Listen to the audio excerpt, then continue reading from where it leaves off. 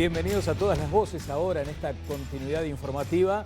Si ustedes siguieron con atención Telenoche, con Viviana les hablamos de esta, puede decirse, lluvia de críticas por el tercer aumento en el precio de los combustibles. Así es, Daniel, ¿qué tal? Bienvenidos todos. Fue el tema del fin de semana de discusión, el tercer aumento consecutivo de los combustibles, el cuarto en lo que va del año, y las críticas llegaron de distintos sectores al gobierno de Luis Lacalle Pou. Sobre todo el sector productivo, también Un Solo Uruguay, que está considerando por estas horas si efectivamente va a convocar a una movilización o simplemente se queda en principio con esta crítica. También los vendedores de nafta se sintieron sorprendidos por el porcentaje aplicado. Otros actores dicen que de pronto no era necesario incluir ahora esto de los sobrecostos de ANCAP.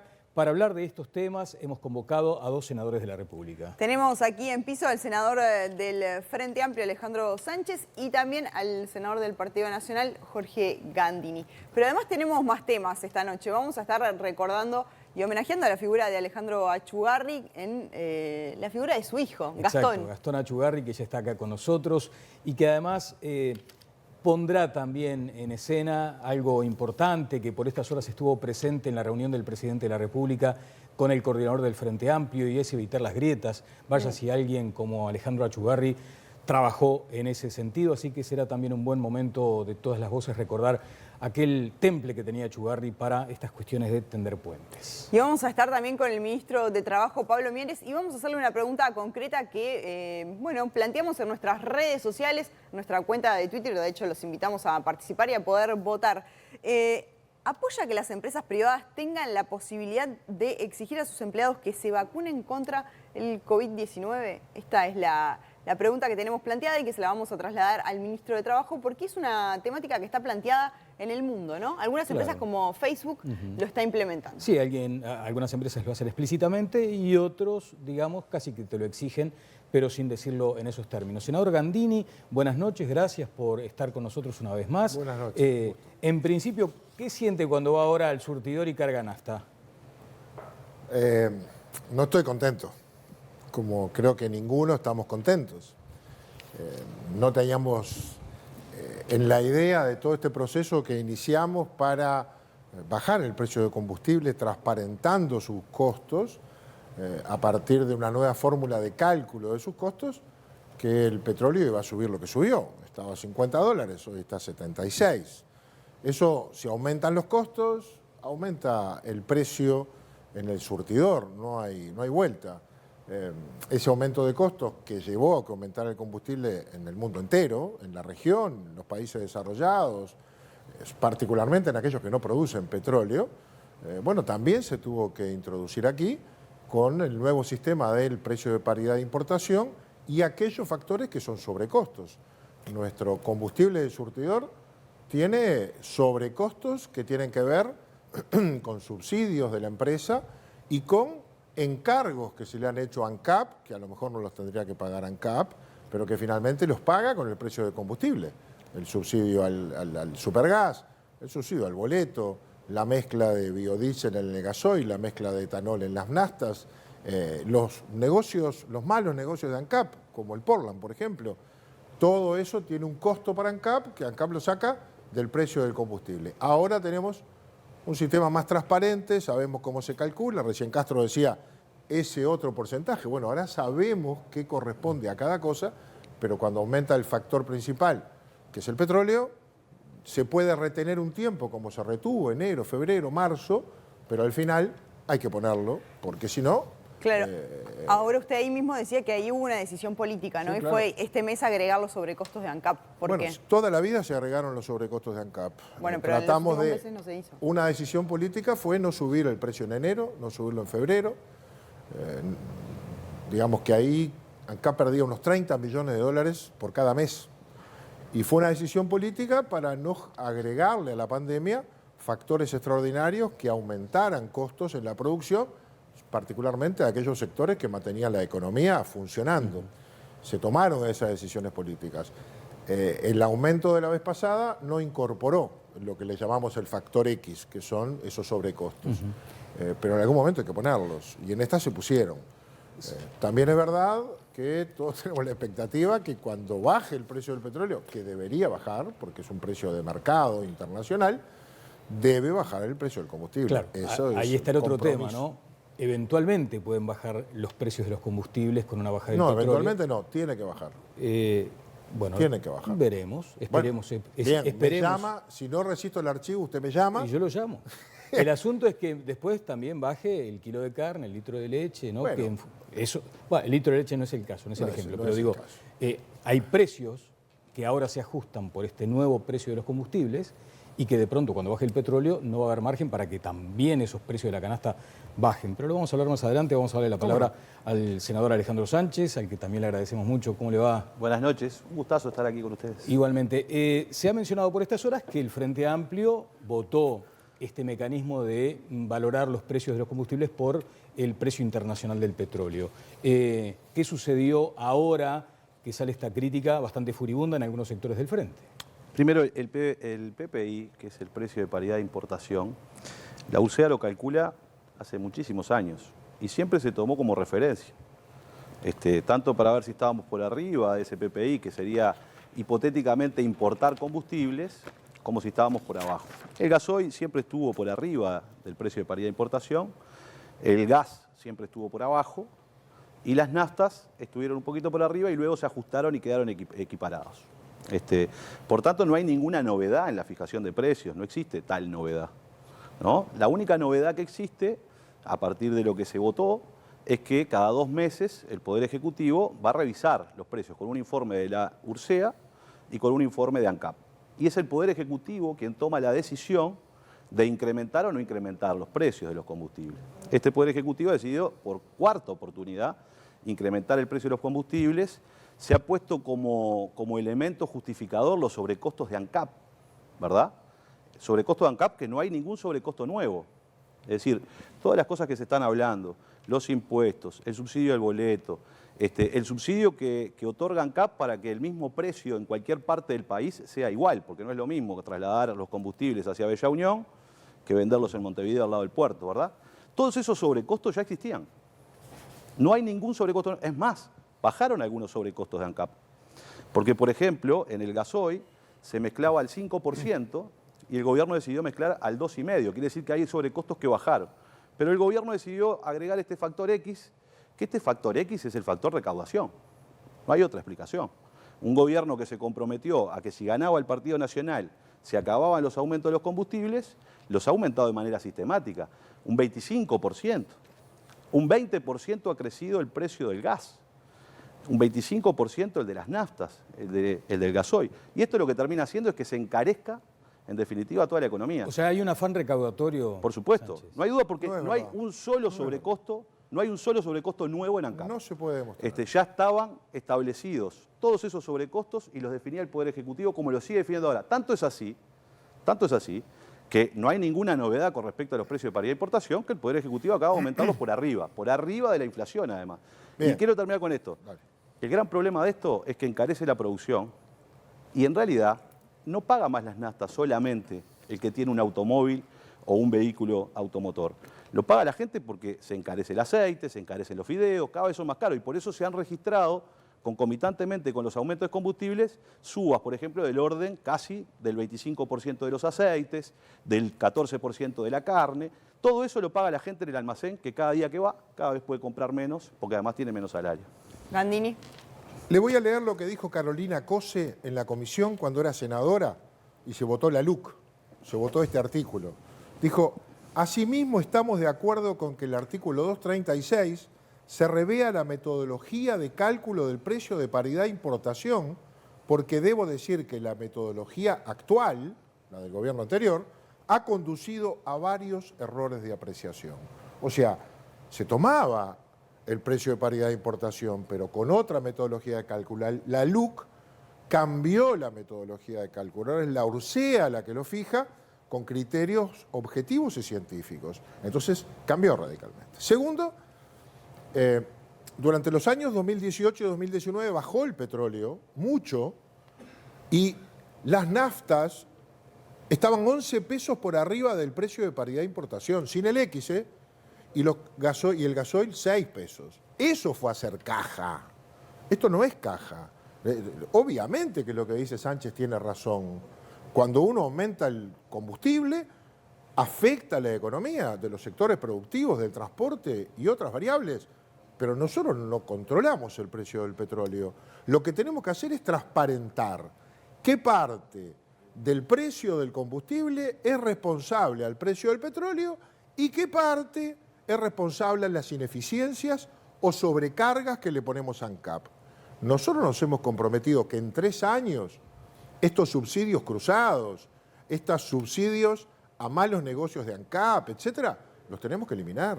Ojo, ANCAP tiene muchos sobrecostos. Uno de ellos es el costo financiero de sostener las pérdidas de ANCAP y particularmente la capitalización de 800 millones de dólares.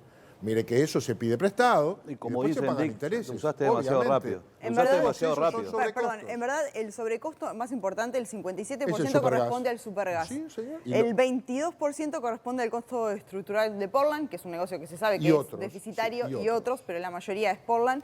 Y el 20,70% la mezcla de etanol, ¿no? De etanol, Esos son los costos más... de etanol y biodiesel. Nosotros estamos mezclando casi el 10% de etanol en las naftas y eso no se va a tocar porque eso afectaría el complejo del norte, Sí. la producción de caña, y no lo queremos tocar. Y luego se mezcla un 5% de biodiesel en el gasoil. Ese lo vamos a tocar. Eso lo vamos a eliminar. Va a tener un costo inicial, pero va a bajar un peso 20 en O el sea, gasoil. en 3 años, Bandini, ustedes pretenden quitar el subsidio. A ver si entendimos. El compromiso es bajar esos sobrecostos Sí, boleto, en toda o sea, la cadena. El subsidio del boleto, lo del Portland y lo del Supergas. Eso es lo que entendimos. Bueno, tenemos que buscarle a cada uno una solución, pero el precio de ANCAP tiene que ser el precio de paridad de importación al final. Al final tiene que ser ese. A lo mejor el boleto lo tiene que pagar Rentas Generales y no ANCAP. Tenemos que encontrar alguna manera de mejorar el tema del subsidio al Supergas.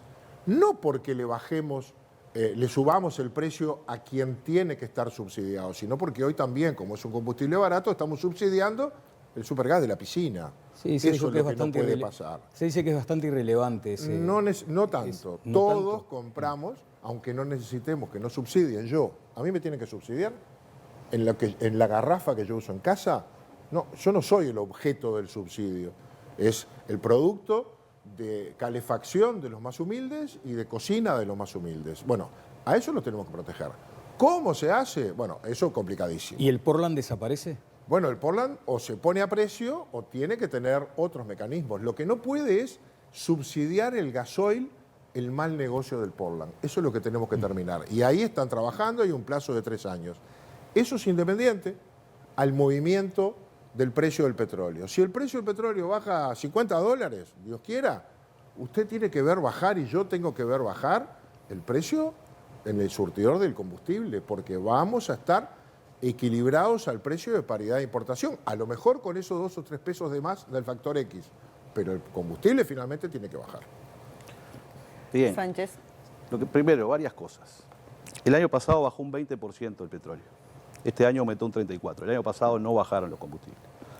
Ese es el primer elemento. Pero no subieron. Ese es el primer elemento. Bajó el petróleo, pero lo bajaron. En el Pero no 2018, que hacía referencia el senador Gandini, el petróleo incrementó un 60%. Y en el 2019 cayó un 45%. ¿Tá?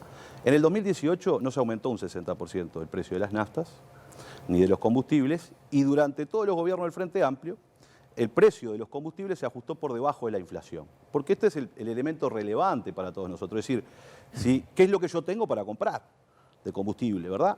Entonces, en realidad, que uno tome como referencia el precio de paridad de importación, y es bueno lo que dice Gandini, porque nosotros votamos el artículo para que hicieran un nuevo cálculo, y el propio ANCAP, que hoy dirige este gobierno, cuestiona a la URSEA, que siempre lo calculó al precio de paridad de importación, no es nuevo, que no estaba agregando algunos elementos que estaban en la vuelta. Ese es el primer elemento.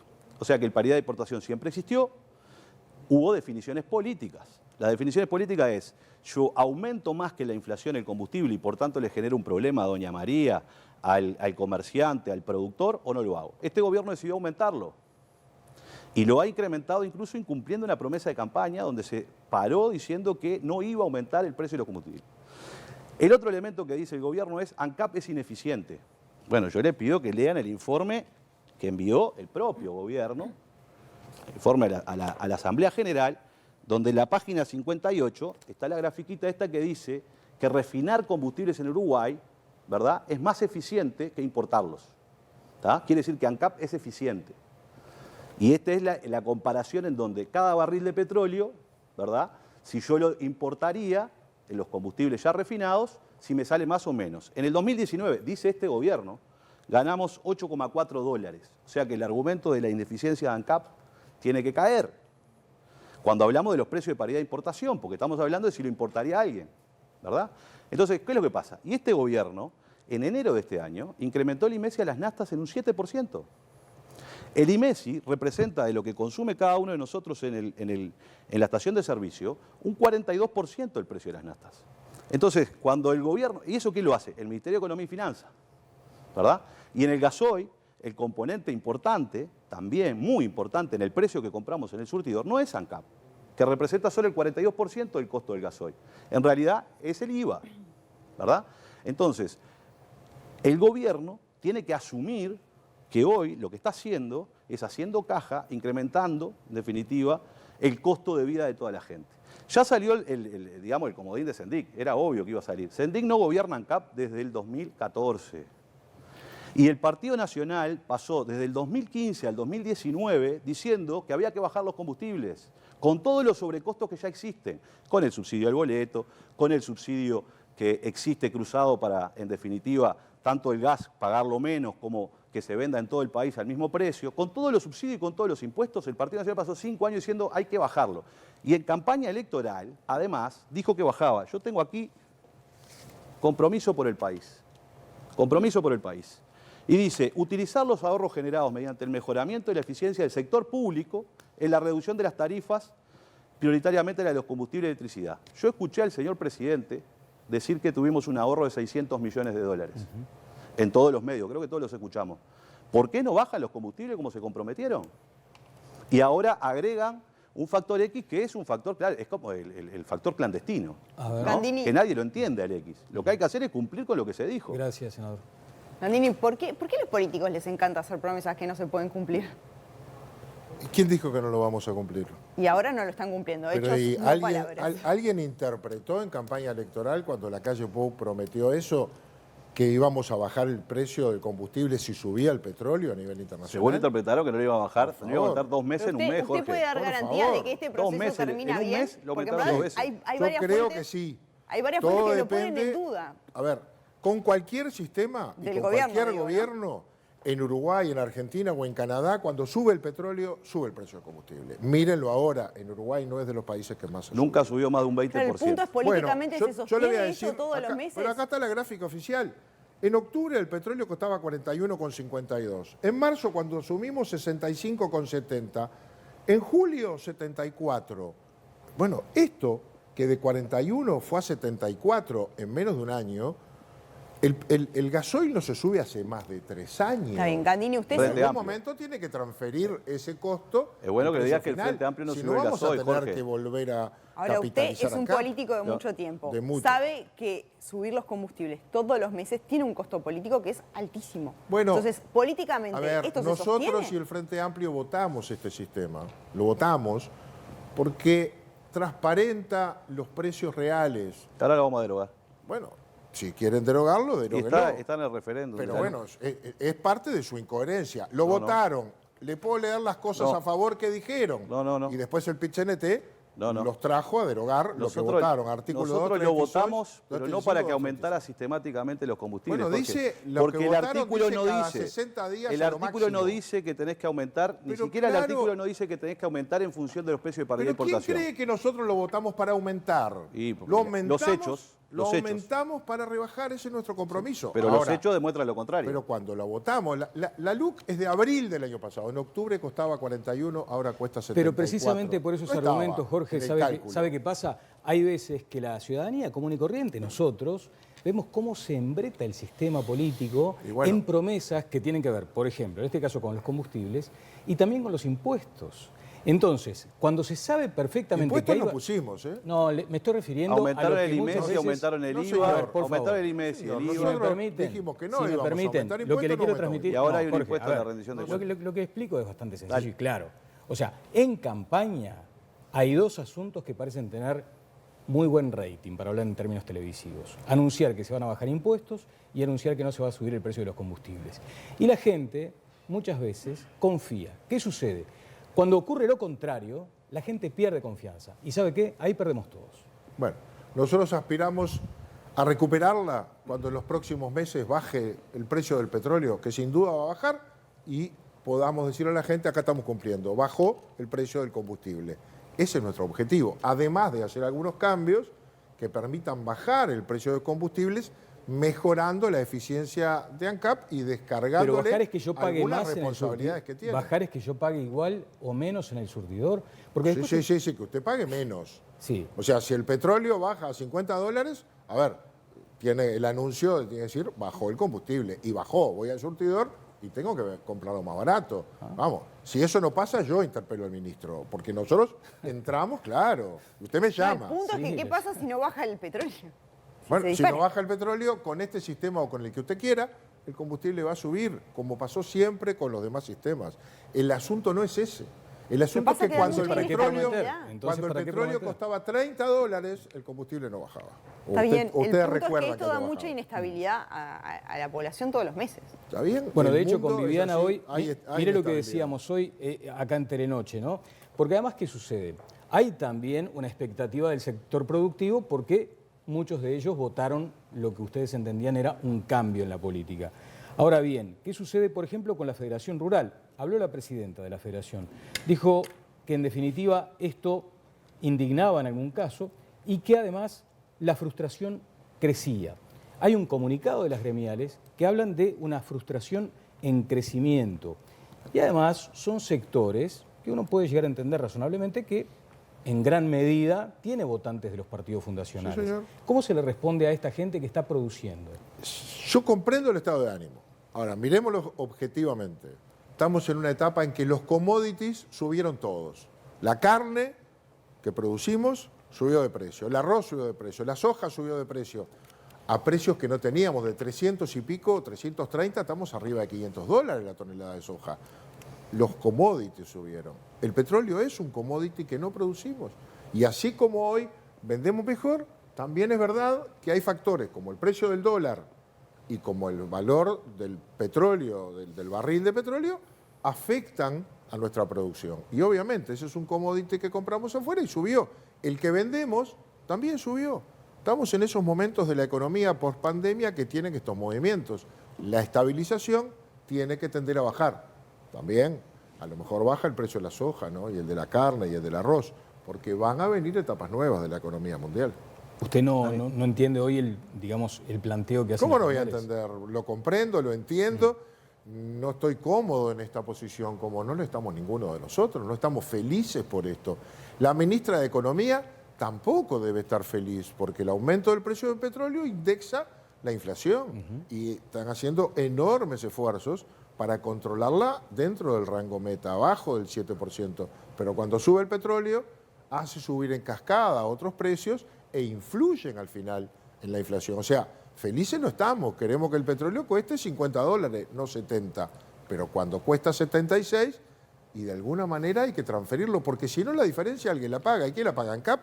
Y después nos quejamos de que destruimos las empresas públicas, hay que mantenerlas saludables. Bueno, ANCAP perdió $90 millones porque no aumentamos el precio de las naftas y el gasoil a principio de año. Y la diferencia la tuvo que pagar ANCAP de su patrimonio, ¿no? Bueno, ahí decíamos que el 57% del sobrecosto corresponde al subsidio del supergas.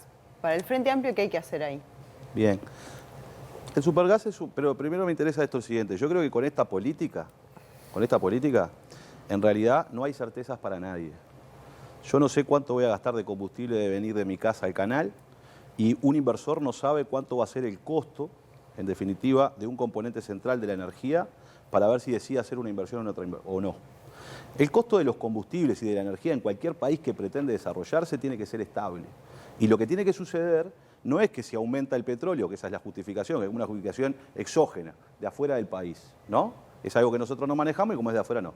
Si aumenta el precio del petróleo, lo que tiene que hacer el Estado es sostener, en definitiva, eso y no transferírselo a la economía porque eso genera enormes ineficiencias y problemas para todo el aparato productivo, para las capacidades de competitividad del país y, por supuesto, para las familias que no llegan a fin de mes. Entonces, lo que hay que hacer es tener un Estado que estabilice los precios, en definitiva. Es decir, que haya certezas, porque el petróleo en el mundo varía muchísimo, depende, miren, el petróleo subía cuando Donald Trump mandaba un tuit, ¿verdad? Y entonces, como yo decía hoy, en el año 2018 se incrementó en un 60% el petróleo y no se puede incrementar los combustibles en un 60%. Entonces, el argumento del gobierno de lo que va a hacer de ahora en adelante es agarrar a ver cómo los dueños del mundo y del petróleo van a definir los precios y nos van a trasladar a nosotros. Entonces, ¿para qué está el Estado? Para protegernos, para proteger la industria nacional y para proteger las familias. ¿Cuándo? Cuando el petróleo sube, no trasladar esos precios a la economía, como se venía haciendo hasta ahora, ¿verdad? Y cuando el petróleo baja, recomponer. Porque ese es el negocio, digamos, darle certezas al aparato productivo y darle certezas a la gente, ¿no? Y para eso precisamos el Estado. El Estado lo que tiene que hacer es, cuando los precios se disparan, tiene que aguantar él y no trasladárselo a la gente, y cuando los precios bajan, en definitiva, recomponer esas pérdidas. El problema es que el oportunismo, ¿verdad?, te lleva a que cuando baja el petróleo era que gritaban tarifazo. Porque eso es lo que hacía el Partido Nacional, gritar tarifazo cuando se ajustaba, nunca se ajustó más de un 20% el precio de los combustibles, pero gritaba tarifazo. Ahora me vienen a explicar, o intentan explicar, que lo que vamos a hacer es que el Estado va a dejar de ser una barrera y por tanto nos vamos a ver todos afectados por las decisiones que toman los poderosos del mundo. Yo no lo comparto como estrategia de desarrollo. Este es un problema. Si el gobierno piensa ir por ese camino, va a generar mucha inestabilidad en el país. Y es verdad que el Frente Amplio aprobó o dio sus votos, ¿para qué? Para que se hicieran estos informes, se cambiara la metodología de la UCEA para hacer el PPI, y para que el Poder Ejecutivo, porque así lo pidió el Poder Ejecutivo, porque recordemos que el artículo que vino, porque si no nos quedamos sin historia, era desmonopolización. Y entonces se hizo un esfuerzo para que no hubiera desmonopolización, y la transacción fue este artículo sobre la base de que el PPI era una referencia, como fue siempre, que se hicieran todos los cálculos que se quisieran hacer, pero que en definitiva la definición, y es lo que dice el artículo, el artículo dice que quien define el aumento de los combustibles es el Poder Ejecutivo. Sí, siempre fue así. Si no, sería la UCEA, ¿verdad? Si fuera el precio de paridad de importación, sería la UCEA. Tanto es así que hoy están aumentando por arriba del PPI, ¿verdad? Entonces, lo mismo pasa con el caso del gas. El gas, la enorme porción de la población lo utiliza como el combustible natural para cocinar, para alimentarse 90%. y para calefaccionarse. Acá hay una definición política, que es la que se quiere cambiar. Está también acá, ¿eh? ¿Cómo lo van a cambiar? O por lo menos tiran algunas líneas de cómo lo van a cambiar. ¿Cuál es la definición política? Es que los uruguayos no paguen el gas como se cobra en el mundo. Definimos que el gas salga más barato en Uruguay. ¿Saben por qué? Porque eso incide en el bolsillo de la gente. Y como incide en el bolsillo de la gente, vuelve a ser una decisión política del Estado establecer claramente que el precio es tarifado, como es tarifada la leche en este país y como es tarifado otros precios que existen en el Uruguay. Entonces, el gobierno lo que está haciendo, o lo que está planteando con esta lógica, digamos, aséptica de que no pueden hacer más nada, es transformar toda la inestabilidad de los precios del mundo al Uruguay. Y eso es quedarnos sin una estrategia de desarrollo. Pero el subsidio del supergas para ustedes, ¿habría que segmentarlo como está planteado o habría que mantenerlo como está? Yo creo que hay que mantener el supergas barato. No tenemos por qué el supergas vale caro en el mundo trasladárselo a los uruguayos. Y además, el gran problema, que por eso no dicen cómo lo van a hacer, es que es imposible segmentarlo. ¿Van a crear un mercado negro? ¿Van a crear un mercado negro de garrafa? Yo después? comparto eso contigo, ¿eh? Es que Yo se está comparto. analizando porque es uno de los grandes problemas. Y claro, Efectivamente, pero ¿dónde cortás y ¿dónde no generar cortás un mercado y negro? quién compra y qué compra? Entonces, Sí. hay cosas que me parece que toquetearlas, lo que generan son mayores problemas. Entonces, esto es lo mismo. Si nosotros definimos que un ciudadano en Bella Unión pague la nasta lo mismo, Claro, ahora que un es ciudadano en diferente- Capurro es lo mismo. Claro, pero es diferente también el uso que se les da, ¿no? Pero se ese instaló es- el ejemplo de la piscina y el que lo usa Sí, con la garrafita de 3 La piscina son 3. Usted dice que no vale la pena. Son 3 los de la piscina. La enorme mayoría va por otro lado. Y entonces vas a afectar a la enorme mayoría porque hay unos poquitos que quizá utilizan ese ejemplo que se ha puesto, que yo la verdad Sí. lo Fue el que se desconozco instaló. totalmente, que es totalmente marginal. No, acá había una intención de aumentar. Es más, el gas ya se aumentó. En este caso, en este último aumento no se concretó. No. Pero creció un 20% el gas, ¿eh? Gandini, Un 20%. ¿Es una desmonopolización encubierta esta, por ejemplo, esta nueva metodología? No, justamente no, es la alternativa a la desmonopolización. La desmonopolización vino en un artículo de la EUC enviado por el Poder Ejecutivo, no estaba en el acuerdo de los partidos políticos, en el compromiso por el país, y la Comisión no tuvo mayorías para eso. Y todo este sistema no lo mandó el Poder Ejecutivo en la LUC, lo negociamos y los creamos nosotros, los legisladores. Fueron negociaciones en las que participamos todos, por eso yo leía recién lo que decía Carolina Cose, que le voy a volver a leer otra cosa que dijo ese día, fundamentando. Dijo, si hablamos de aspectos numéricos, tenemos una gran cantidad de fundamentos y de números para argumentar que, a nuestro criterio, si calculamos bien y de manera fundada cuál es el equivalente del precio de paridad de importación, ANCAP va a salir bien parada. Claro. Esta es la idea, todos la compartimos. Después, claro, si hoy el petróleo costara $40, no estaríamos hablando de lo que estamos hablando. Yo quiero decirle, por las dudas, las gráficas, entre los años 2014 y 2019, ANCAP recaudó 907 millones de dólares de sobrecostos por encima del PBI pagado por los consumidores. Es decir, el petróleo bajaba y ANCAP mantenía.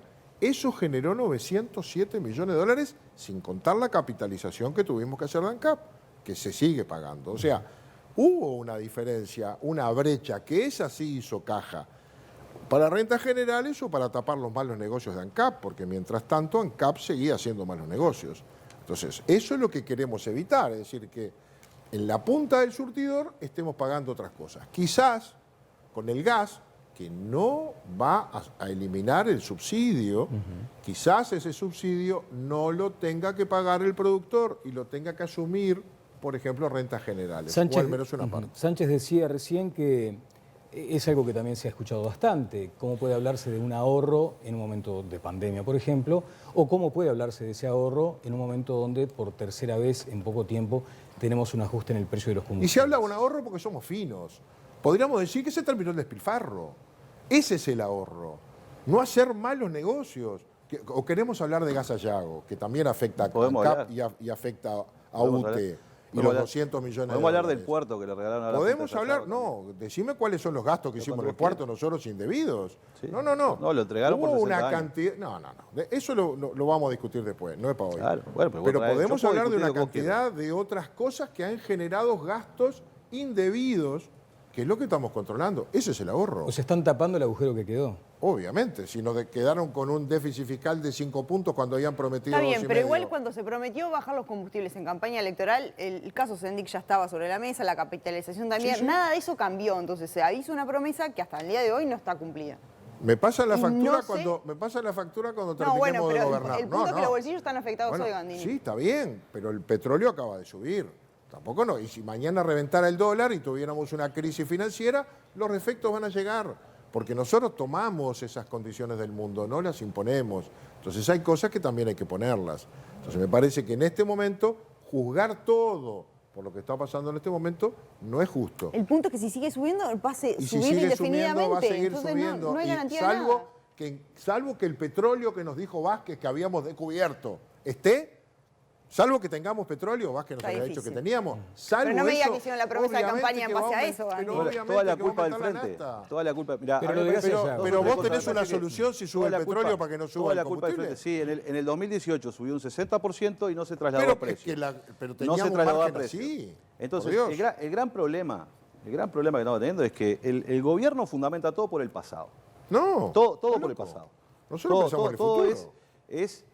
bueno, hay algún señor malo que me aumenta el petróleo, entonces yo te lo tengo que aumentar a vos, entonces vos vas a ir al almacén y vas a pagar más caro el aceite, vas a pagar más caro los fideos y vas a ir al surtidor y te van a cobrar más Ahora, caro. de todos modos, Sánchez, cuando se menciona, por ejemplo, lo de permitime Gas esto. Sayago, es una... Sí, pero es podemos una discutir de pérdida- Gas Sayago. A mí Sí. si me invitan, yo fui y discutí Sí. con el ministro sobre Gas Sayago y puedo discutir todas las veces que ustedes quieran, me invitan y yo vengo. Ahora, acá quiero decir una cosa. Lo bueno es que el gobierno lo que no puede hacer... Pero es un pasivo que hay que ahora Sí. cubrir, ¿no? Sí, Estamos de no, acuerdo. pero podemos discutirlo. Pero déjame decirte esto. El gobierno dice una cosa en la pulpería y otra cosa en la comisaría. Eso es lo que hace este gobierno. Y sus legisladores no leen. Porque resulta que hay un informe que se le entregó a los inversores, hecho por este Ministerio de Economía y Finanzas, el de este gobierno, la señora Susana Releche, que dice que el Uruguay es el segundo país ¿verdad?, que tiene más reservas internacionales, que recibieron el gobierno con más reservas internacionales, que es el que tiene más formalización del trabajo, que es el que tiene más estabilidad, que es el que tiene el mejor sistema de protección social. Pero acá venimos a escuchar de vuelta que está todo fundido, ¿verdad?, que no hay caja, que quedó un enorme agujero y que por eso ahora están aumentando. No, están aumentando porque decidieron aumentar y se tienen que hacer cargo del aumento. Es decir, Nos hacemos cargo mire, señores, que no pusimos impuestos, por ejemplo. No, aumentaste el IMESI, No, 7% de las no es nastas. verdad. Y aumentaste, en definitiva, porque yo si compraba con mi tarjeta de débito me descontaban 2 puntos de IVA, ya no me lo descuentan más, o sea que pago más IVA. Y si además voy con otras cuestiones, también pago más, porque cambiaron las bases de prestaciones e incrementaron los impuestos, que están hoy vigentes. Es más, hoy en la rendición de cuentas hay un nuevo impuesto, ¿verdad? Que es el impuesto, de alguna manera, a las emisiones de carbono, que se trajo ¿No en la es un rendición nuevo de cuentas. impuesto? Trajeron un nuevo No, impuesto. señor, tiene lo que ver cargan. con la rebaja del IMESI. No vas a pagar más, Ese vas es a ver. No sé, mirá, No, vos prometiste tranquilo. que no iban a pagar Y no más. vas a tener. Y ahora aumentaron. Y en un mes, No vas a y en un tener mes, nuevos. y en un mes, aumentaron 2 veces los combustibles. Entonces lo que tiene que hacer el gobierno es hacerse cargo de esos aumentos y no decir Sendic, que en realidad hicieron 5 años, Sendic lo estuvieron hablando de defenderás bajar vos, los ¿no? combustibles, 5 años estuvieron hablando de bajar los combustibles, hicieron un documento diciendo que iban a bajar los combustibles, dijeron que los ahorros los iban a destinar a eso, están diciendo por el mundo que ahorraron no sé cuánta plata, pero los combustibles no bajan, Jorge. ¿Qué van Entonces, a bajar? Si subió el petróleo, ¿tenés no, alguna pero eso otra justamente- receta? Sí, la receta es ¿Cuál? la que siempre se aplicó, que ANCAP y el Estado se haga cargo de ese aumento y no se traslade a la mirá. gente. Y a los después le bolsillos de la ponemos gente. Porque lo la que le único que tuvimos está que poner a bajando, Sendic. lo único que está bajando en este país son los salarios y las jubilaciones, No es Jorge. verdad. Porque además las nuevas pautas salariales establecieron que durante en el La LUC 21 tiene- ya. la culpa en la el- tiene la en el LUC. 21, no, yo no dije la LUC, lo está diciendo ¿de vos. qué estamos hablando? Lo está diciendo vos. Que en realidad no se incrementaron los salarios y por tanto la gente gana menos. ¿Te enteraste de una Y pandemia también- que hubo? Sí. Y eso también, el año próximo tampoco van a aumentar ni los salarios ni las jubilaciones porque son las pautas que está presentando el gobierno hoy. Hay Entonces, menos de eso- desempleo que cuando nos entregaron de el eso- gobierno con toda la pandemia de que eso pasó. se tienen que hacer ¿Qué cargo. pasa? De los 100.000 hacemos pobres cargo. nuevos también. Entonces no pueden echarle la culpa sistemáticamente al Frente Amplio porque No, este a la pandemia programa, también le echamos las culpas. este programa lo hicieron con todos los números arriba de la mesa de cómo estaba ANCAP, de cómo estaba la economía, y ustedes dijeron que lo podían arreglar, pero no lo Bien. están pudiendo arreglar, lo están aumentando. Vamos a ver. el capítulo- ojalá que no nos olvidemos. Oh, de estos tenemos segundo debates, tiempo ¿no? acá, de tu claro, tiempo venimos eso es y- lo que iba a decir. No, porque y ya nos quedó pasás el planteado archivo. Gasallado, Hay quedaron una otros frase, temas hay planteados. una Me frase. encanta, puedo discutir Hay una Gasallado frase que hasta tiene hasta mucho el que ver hartazgo con de esta una cosa de la una auditoría que no fue Bueno, auditoría. yo quiero Al venir rato- para escuchar Claro. un frente amplista Al defendiendo rato nos Gasallado, olvidamos de todo. Sí. aunque sea me invitan a mirar. Es el Van a gran volver. problema. Al rato nos olvidamos de todo, así que vamos a guardar esto muy bien. para renovar el debate cuando sucedan cosas con el precio de Dale. los combustibles. Me gustaría saber, el arquitecto Gastón Achugarri, ¿qué opina cuando se dan estos debates? Chan. Compromiso.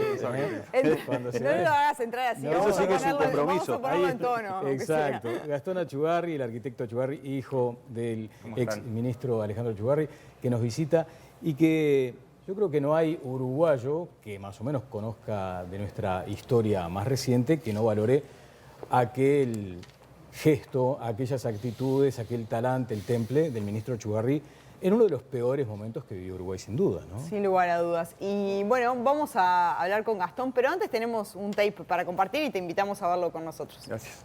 Gracias por la invitación. El pasado sábado, el ex ministro de Economía, abogado y profesor Alejandro Achugarri habría cumplido 69 años. Hombre del Partido Colorado, militante de la lista 15 desde muy joven, se metió en la historia del Uruguay por haber ayudado a transitar desde la conducción del Ministerio de Economía la crisis de 2002, una de las etapas más difíciles que ha atravesado el país. Su conducción política de la cartera, su vocación de diálogo y capacidad de articulación, sumados al respeto acumulado a lo largo de su trayectoria como legislador, le permitió al gobierno de Jorge Valle conseguir los consensos necesarios para evitar que la crisis afectara la institucionalidad del país. Tras su gestión, era visto como un candidato a la presidencia indiscutido, pero como él mismo dijo, prefirió no seguir la carrera de los honores para dedicarse de lleno a su familia. Falleció el 19 de febrero de 2017 a los 64 años.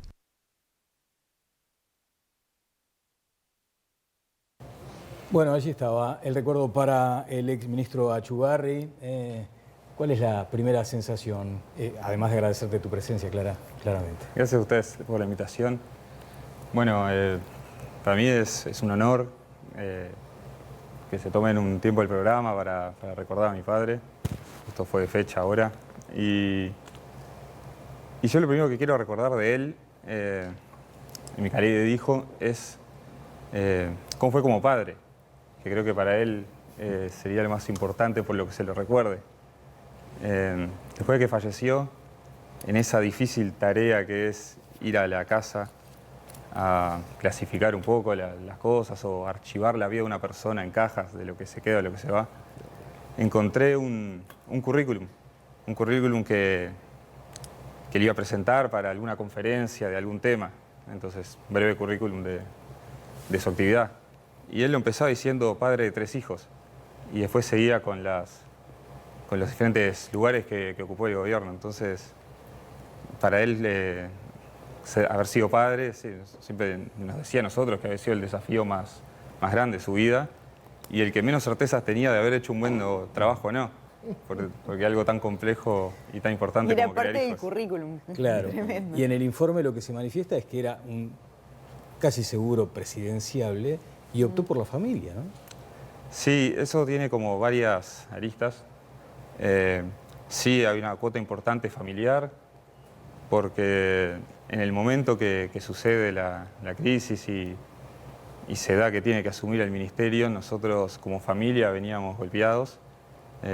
Mi madre había fallecido hace muy poco tiempo y él tuvo que dejar un poco sus obligaciones de padre, familiares, para hacerse cargo, para enfrentar una situación que era muy compleja para el país. Entonces, después de realizar la tarea, después de asumir el ministerio y de paliar la crisis, se debía un poco personalmente a volver a la familia, Claro. que sentía que había dejado un poco de lado. Y después además había otra parte que fue de una promesa que había hecho. Cuando él tiene que reunirse con los distintos partidos políticos y los actores más importantes para pensar una salida conjunta que iba a necesitar del aporte de todos los sectores, él no podía presentarse como un eventual competidor a un cargo político, a una candidatura presidencial. Y hay una anécdota que a mí me la contó Luis Heber, que él estuvo en esa reunión con el Partido Nacional y que el doctor Lacalle, padre, le dice, bueno, después de que él plantea un poco cuál iba a ser el camino o la hoja de ruta para enfrentar la crisis, y le dice, bueno, si esto te sale bien, sos presidente de la República, si esto te sale mal, vas muerto. Y mi padre le respondió, bueno, ¿cómo hago para que no pase ninguna de las dos cosas?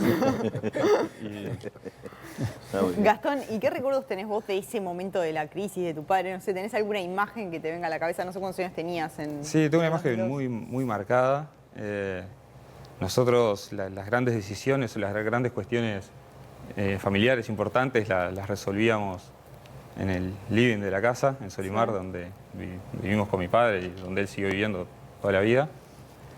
Y esto del ministerio era un rumor que ya se venía circulando. Y él nos había dicho que no era así, que él no iba a asumir el ministerio. Y bueno, después de todo lo que pasó y la renuncia de Bención y la situación crítica, él nos reunió en el living de la casa, a mí y a mis hermanas, y bueno, nos dijo que no iba a poder cumplir eso porque la situación ameritaba que él asumiera el ministerio. Y él siempre fue muy franco con nosotros y nos dijo, mire, la situación es muy complicada, hay grandes chances de que esto no salga bien y yo voy a ser el responsable si no sale bien y ustedes son mis hijos.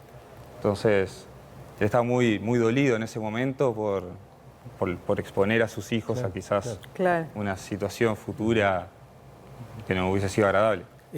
Vos sabés que creo que lo tenés como tuit fijado, se dice, ¿no? Esta foto, la de la Fiat Duna, ¿no? Que es el símbolo de la austeridad. Exacto.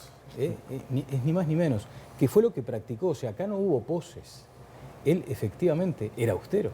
Sí, totalmente. Bueno, esa era la camioneta de mi madre, Ajá. que después él se quedó cuando Sí. ella falleció, y la usó hasta los últimos días. Era una lucha, decirle, ya no frenaba bien, se caía a pedazos, y que era tiempo de cambiar el auto. Y siempre decía, bueno, el año que viene, o el invierno que viene, o ya va a dejar de andar.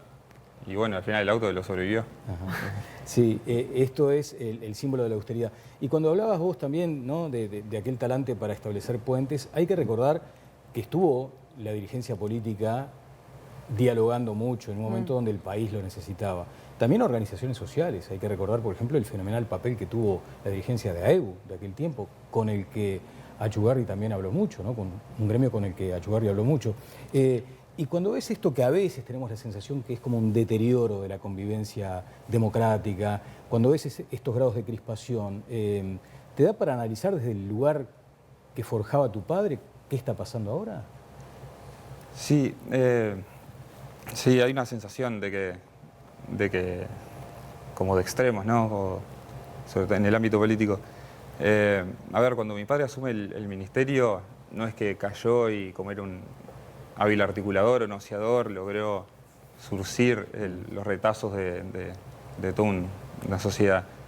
Yo creo que las relaciones políticas, como cualquier relación personal, se construyen. Y mi padre estuvo muchos años en la política, desde la vuelta a la democracia, y siempre fue una prioridad construir relaciones que fueran más allá de los partidos políticos. Y porque las soluciones o los problemas que tiene un país que es de todos y donde todos compartimos el mismo destino, creo que es importante la visión de todos los sectores, porque podremos tener diferencias filosóficas o ideológicas, pero a mí me gusta pensar que todos los que están en el Poder Legislativo, el Poder Ejecutivo, sueñan una mejor versión de país, que puede ser distinta, pero el fin creo que es el mismo. Y creo que es importante lograr conectar con los diferentes actores para buscar estas soluciones.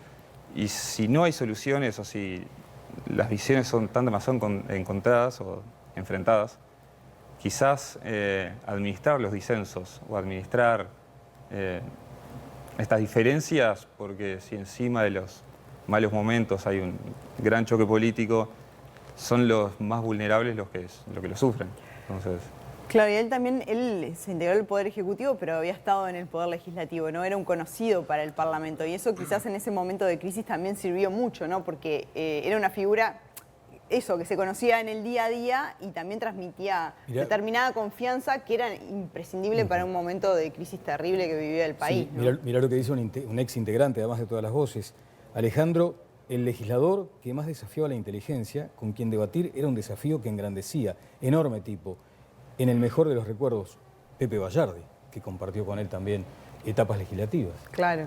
sí, bueno, sí, casi toda una vida en el Poder Legislativo y se forjan esos lazos que fueron sí importantes para lograr acuerdos, y los acuerdos que fueron indispensables para la salida de la crisis.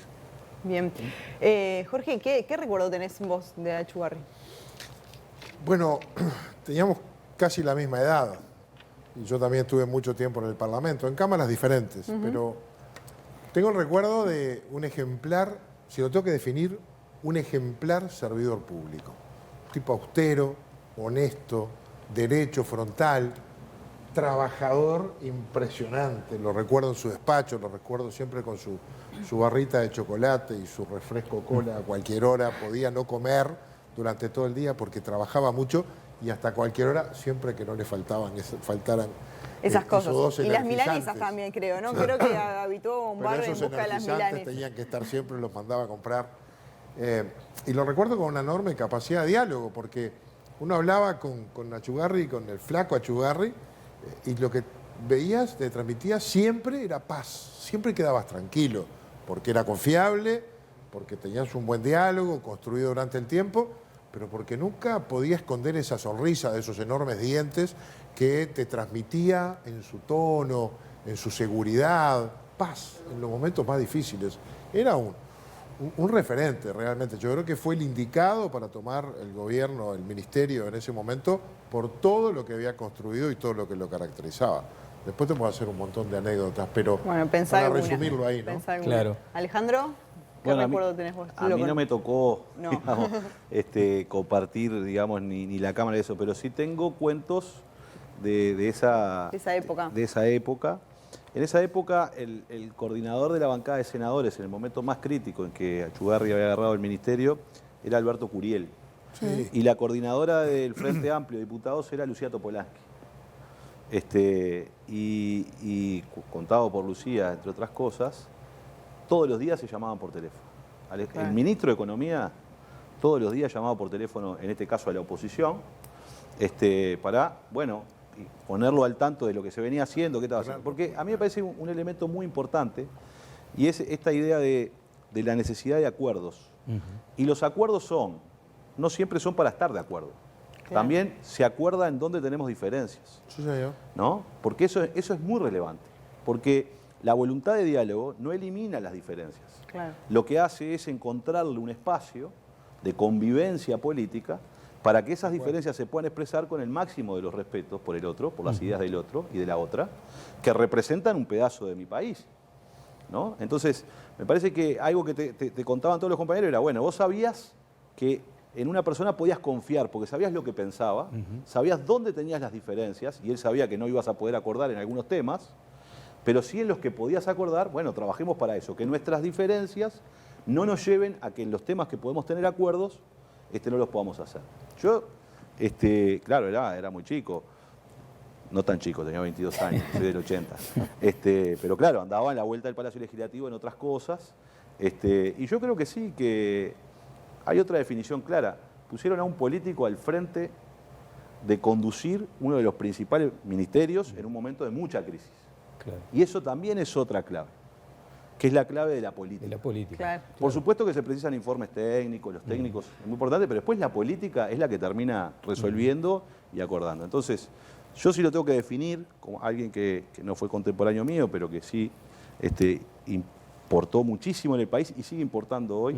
Es como una frase que dice, hay quienes quieren ser importantes y quienes quieren ser útiles al país. Yo creo que Achugarri siempre quiso ser útil al país. Bien, un poco en esa línea, hoy hubo una reunión, no sé si desde su punto de vista cambia el talante del vínculo entre el gobierno y la oposición con esta reunión que mantuvo el presidente de la República con el coordinador del Frente. A mí me parece que es muy bueno, insisto con esto. Es decir, nosotros somos 3 millones, todos tenemos primos y primas. Uno votan a un partido, otros votan a otro, uno hace campaña electoral, en plena campaña, que a veces las pasiones son fuertes, o cuando sea, y uno tiene, en este país de la cercanía, tiene eso, ¿no? De que uno piensa de una manera, otro piensa de otro, y no. Entonces yo creo que los dirigentes políticos, que no son mejores ni peores que nadie, pero que den señales de que nuestras diferencias, la del Uruguay, nosotros las conducimos vía institucional y vía diálogo, yo creo que eso es muy fuerte. Y es una señal que es bienvenida. Y siempre los diálogos tienen 2 partes, ¿no? Y hay que hacer esfuerzos de los 2 lados. Algunos tienen más responsabilidad, otros menos, porque son manos en algunas cosas, pero me parece que son buenas y son buenos gestos. Y insisto con esto porque a veces se dice, bueno, no, porque esto es muy común. Me imagino a Jorge le debe pasar igual. Uno a veces tiene, a mí me ha pasado de todo ahora con un obsequio que tuve, pero pero no, porque hay determinadas hinchadas que dicen, no, vos tenés que ir y confrontar, no sé qué. Ahora, dialogar. Contémoslo, porque capaz que gente que nos está mirando no tiene ni idea del regalo que recibió del presidente Yo soy de la República. soy testigo. Claro, fue una reunión muy áspera, ¿no? Fue una reunión en la Torre Ejecutiva en donde no tuvimos acuerdo con el gobierno, Sí. que fue la Comisión de Seguimiento de COVID.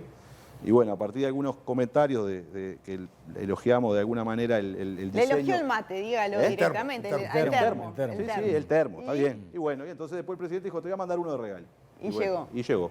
Pero lo que quiero decir ¿Qué es... le a veces- dijeron? Tírelo. ¿Qué le dijeron? Tírelo. Bueno, mirá el tuit, digo. Tengo desde los míos que me dicen de cosas hasta los de él que me dicen qué cosa debería hacer con ese termo. Claro.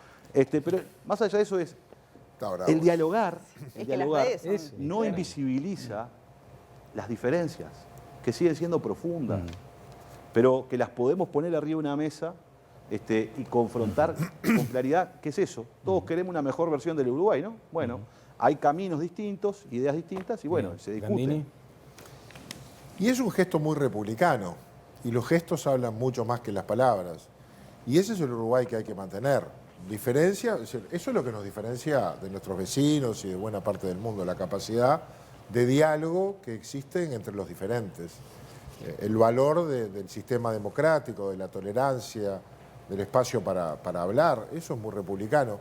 Y yo creo que ambas partes dieron una muy buena señal en un momento donde hay crispaciones, en un momento donde hasta con el referéndum vamos a subir el tono. Pero que los líderes o que las autoridades se reúnan, hablen, lo exhiban, que no sea escondido, ¿no? Que lo exhiban a la prensa, que den la cara, creo que es un muy buen mensaje, sobre todo para esos radicalismos que afloran a veces en las redes sociales y que no nos representan. Bueno, ya nos tenemos que ir a la entrevista con el ministro de Trabajo, Pablo Mieres. Hay un homenaje que se le está realizando en un espacio que es para todos una maravilla. Creo que lo visitas, el Museo Abierto de Punta del Este, ¿no? Sí, fui hace poquito, de hecho le conté a Gastón que había estado. Bien. Que había estado por Gastón allí. es el coordinador, el que está coordinando una obra extraordinaria, ¿no? Preciosa está quedando, Y además bien. con la colaboración de Carlos Ott, y que es un homenaje también a Alejandro Achugarri. Bueno, sí, un poco es... La parte que es un homenaje es que es la empresa familiar que fundó mi abuelo, y es un poco continuar con este oficio que siempre acompañó a mi familia. Y bueno, y construir este museo es algo impresionante, primero por la confianza que se nos dio a un equipo de gente joven, se podría decir, y que sea un espacio libre, sin entrada, donde no haya barrera de ningún tipo. Cuando decís libre es que efectivamente cualquiera puede ir, no hay que Cualquiera pagar puede entrada, ir sin nada. entradas, sin ningún tipo de barrera de vuelta para disfrutar de la cultura y del arte. O sea, para nosotros es un orgullo tener la oportunidad de trabajar con Carlos Ott y de realizar esta obra. Va a Está estar confirmada, ahí va, en enero, ¿no? El 8 de Bien, enero. Esperemos que la pandemia nos deje 8 de enero. disfrutarlo. 8 de enero, ojalá que sí, ojalá que sí. Muchas gracias. Vamos a saludar, creo, al ministro de Trabajo, ¿no? Está allí el doctor Pablo Mieres, para seguir avanzando aquí en esta edición especial de Todas las Voces. Con parte de ese sondeo que hicimos, ¿no? Allí Sí. está el doctor Mieres. ¿Qué Tenemos tal? una pregunta para Mieres, vamos a saludarlo y creo que tenemos que ir a la tanda, Sí. pero la pregunta que de hecho ustedes pueden votar todavía en casa porque no cerró la encuesta a través del Twitter, es si apoyan que las empresas privadas tengan la posibilidad de exigir a sus empleados que se vacunen contra el COVID-19. Bueno, al tiempo de saludarlo, Pablo, y mire que nos tenemos que ir a una pausa rapidísimo, pero obviamente una línea de lo que fue también Alejandro Achugarri en su propia vida política, ¿no?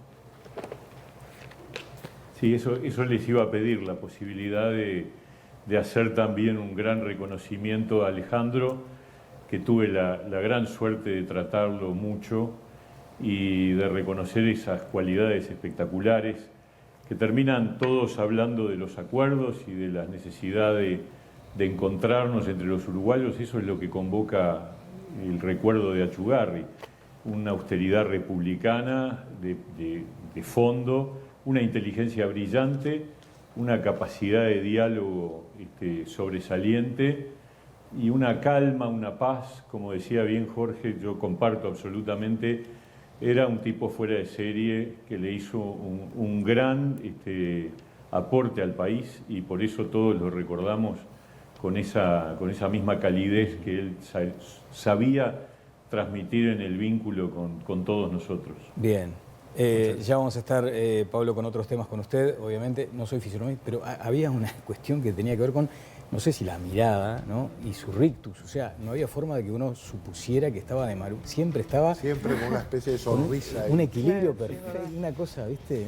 Impresionante. Bueno, muy bien. Vamos a una breve pausa y luego, es potestad de las empresas pedir que la gente se vacune obligatoriamente, uno de los temas que tenemos para el ministro de Trabajo. Ya venimos.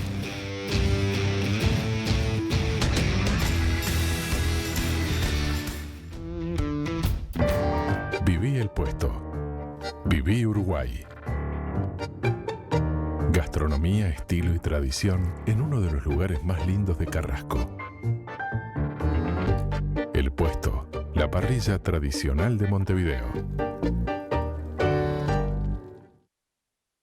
Bueno, ingresamos ahora al tramo con el ministro de Trabajo y Seguridad Social, ya conociendo los datos de este sondeo que hicimos a través de Twitter, Viviana. Vamos a cerrar la encuesta que les hacíamos y que es la pregunta que le trasladamos al ministro. ¿Apoya que las empresas privadas tengan la posibilidad de exigir a sus empleados que se vacunen contra el COVID-19? Sí, 79,1%, no 20,9%. Ministro, ¿qué opina además de esta pregunta y cuál es la posición que asume institucionalmente el Ministerio? Bueno, en realidad no es una posición que asuma el Ministerio, es una posición que depende de la legislación vigente. El Ministerio lo que hace es aplicar las normas y la norma hoy, en realidad en ninguna parte del mundo, no hay ningún país que haya establecido la obligatoriedad de la vacuna. Y si no hay obligatoriedad en la vacunación, no se puede exigir desde el punto de vista laboral sin incurrir en una conducta discriminatoria. O sea, para decirlo más claro, el empleador no puede obligar al empleado, al trabajador, a que se vacune, hasta que no haya una norma que establezca que la vacuna contra el coronavirus sea obligatoria. Es lo que ocurre hoy, por ejemplo, con la antitetánica. Cuando un trabajador ingresa a cualquier trabajo, tiene que tener su carnet de salud y el carnet de salud incluye la vigencia de la vacuna antitetánica, no de otras vacunas y por lo tanto esa es la circunstancia. Yo sé que es un tema complejo, es claro que hay un interés y yo digo una presión importante y yo creo que muy sensata de la búsqueda de que todo el mundo se vacune y en eso estamos y estamos trabajando para ello y el gobierno está haciendo un esfuerzo muy grande, pueblo a pueblo, barrio a barrio, ahora empresa a empresa, buscando que todos los uruguayos tomen la decisión de vacunarse. Claro, no. Pero hasta el momento no se ha tomado una definición de obligatoriedad. Claro, no, más allá de eso, era también trasladarle una discusión que se está dando en el mundo, porque hay algunas empresas que han tomado, ¿no?, esta decisión diciendo, bueno, yo no contrato a nadie que no esté vacunado porque en verdad mi obligación es cuidar a los empleados que ya tengo adentro.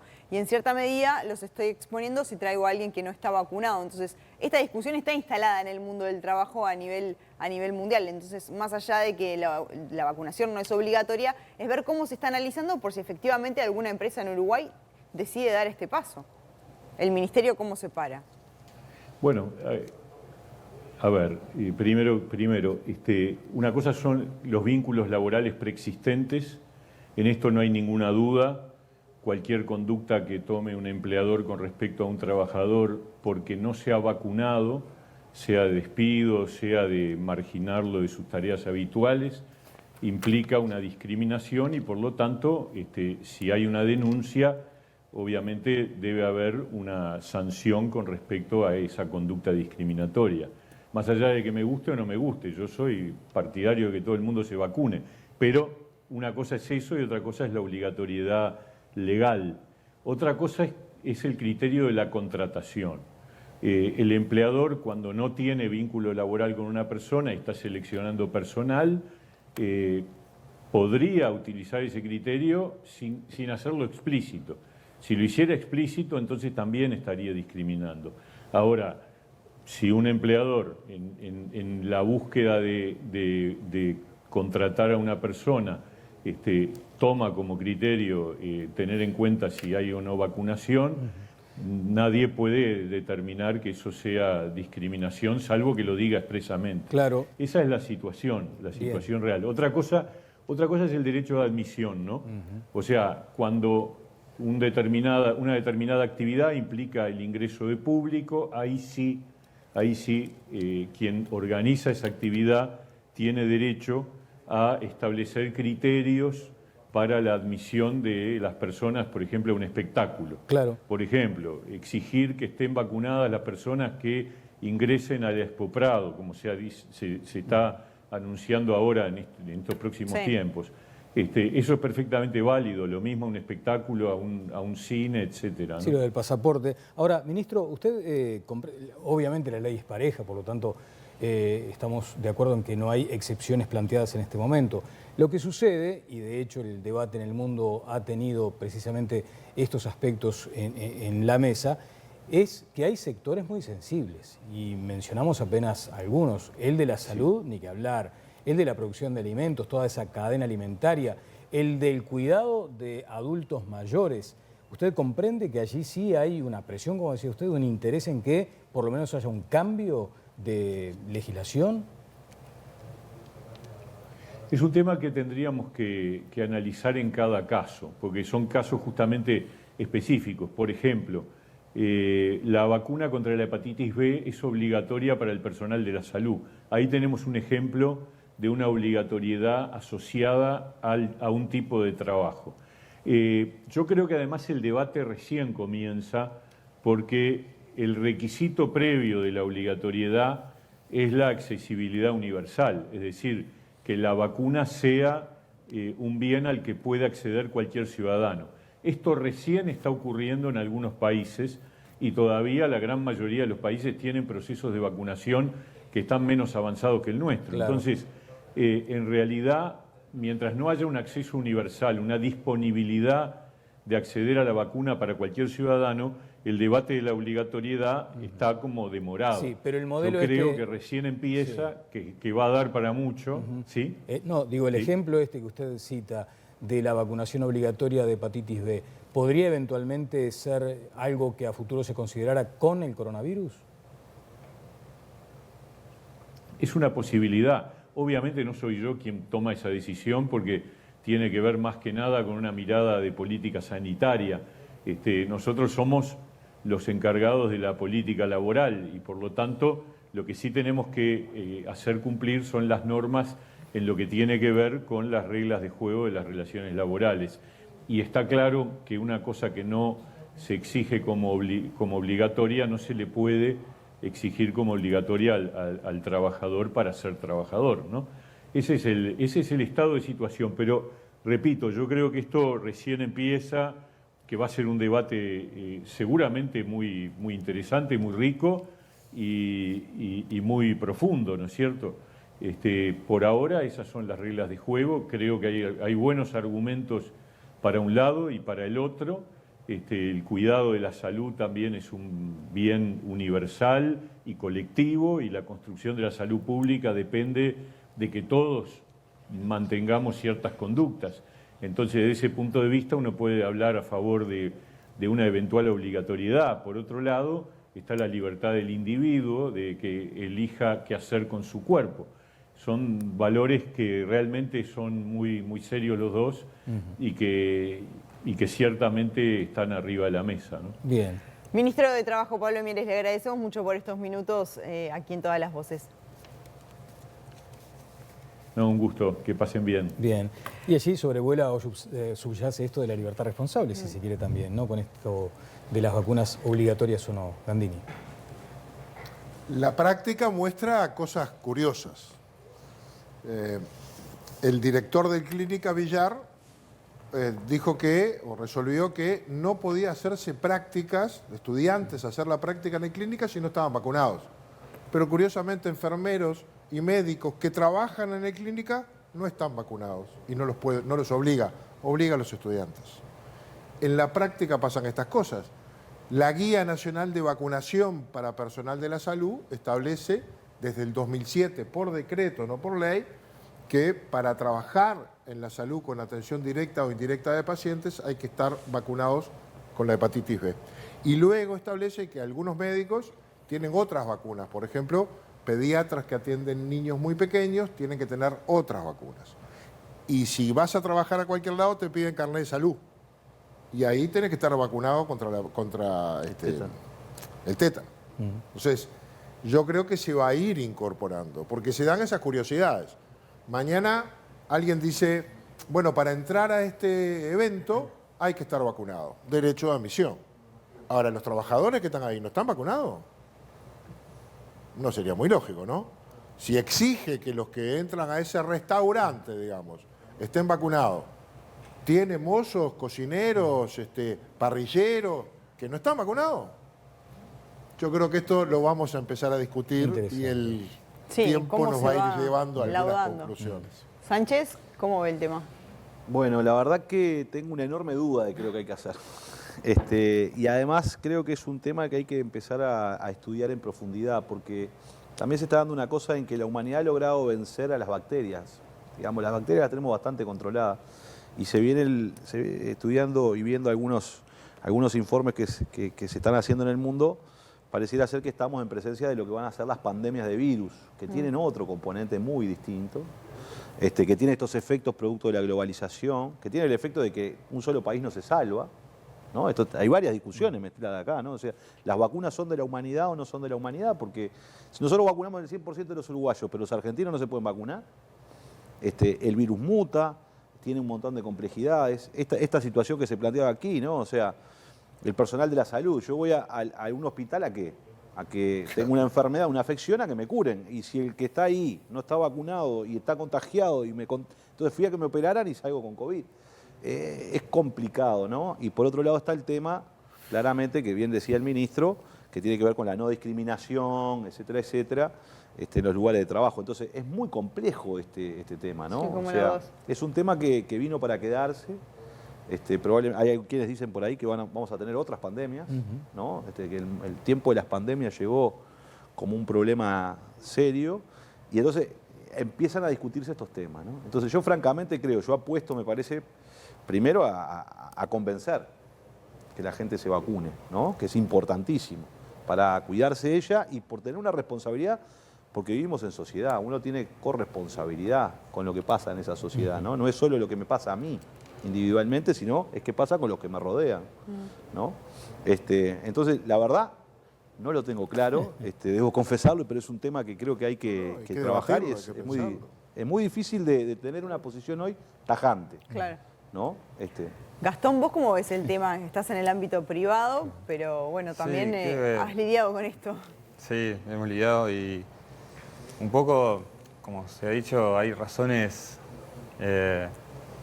importantes para cada postura, pero creo que ante una disyuntiva así, donde no hay una resolución clara, yo siento que hay que apostar un poco a la libertad individual. Yo no creo que haya que exigir en ámbito de trabajo algo que a nivel nacional no se está haciendo. Y el ritmo de vacunación es bueno, de los mejores. Si hubiese quizás una situación más crítica en ese sentido, bueno, pero no creo que haya que tomar medidas como extraordinarias cuando de vuelta el ritmo es bueno. Claro. O sea, ir por el convencimiento. Exacto. Bien. Bueno, muy bien. Hasta aquí estamos llegando con esta edición especial de Todas las Voces, agradeciéndole muy especialmente a los senadores Sánchez y Gandini. Y comprometiéndolos para el futuro. Por supuesto. Para Bueno, debatir estamos de acá. Gasallado y todo lo que quedó pendiente. Como decimos siempre, queda grabado. Queda grabado. Hay que resistir el archivo. Claro, Y hay que resistir. los esperamos acá. No, Exactamente. ha sido muy lindo. Y muchas gracias. Gracias por la Muchas invitación. gracias. Bueno, nos veremos el lunes, como siempre aquí. Será hasta el lunes. Chau, chau.